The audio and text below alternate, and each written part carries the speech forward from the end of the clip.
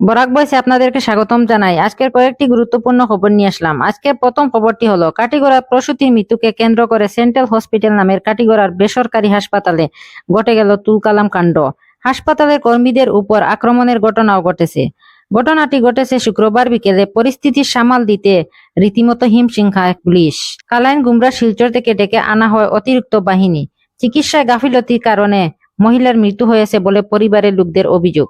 দুই চিকিৎসক সহ আটক 4 জন। মাস কয়েক আগে কাটিগড়ায় গড়ে উঠেছিল সেন্ট্রাল হসপিটাল নামে এক বেসরকারি হাসপাতাল। 15 জুলাই থেকে খুলবে গেমন সেতু। দিনে শিলচর গুয়াহাটি জোড়া ট্রেন। পাহাড় লাইন্স কিছুটা স্বাভাবিক হলেও পুরোপুরি স্বাভাবিক হতে আরো 7 দিন লাগবে। 2026-এর জানুয়ারিতে মহাসড়ক মন্ত্রী কৌশিক রায়ের সঙ্গে বৈঠকে জানালো রেল। টানা বৃষ্টি বন্ধ হওয়ায় বরাকের বিপর্যস্ত যোগাযোগ ব্যবস্থা কিছুটা হলেও হাল ফিরতে শুরু করেছে। আধার কার্ডের নিয়মে আসছে বড় পরিবর্তন। ফুল প্রুফ করতে কেন্দ্র। প্রাপ্তবয়স্কদের আধার কার্ড পাওয়া আরো কঠিন হতে চলছে, যাতে অবৈধ লোকজন জালিন নথি ব্যবহার করে আধার কার্ড না পেয়ে যায় তা নিশ্চিত করতে কড়া নিয়ম চালু করছে unique identification authority of India. যে আধার কার্ডকে সচিত্র পরিচয়পত্র হিসাবে ব্যবহার করা হয়, নাগরিকত্বের প্রমাণপত্র হিসাবে ব্যবহৃত হয় না। আধার কার্ড সংবাদ মাধ্যম দ্য টাইমস অফ ইন্ডিয়া প্রতিবেদন অনুযায়ী একেবারে যোগ্যরাই যাতে আধার কার্ড পান এবং বেআইনিভাবে কেউ আধার কার্ড না পান সেটা নিশ্চিত করাটি passport, ration card, birth certificate বিভিন্ন বিষয় খতিয়ে দেখা হবে।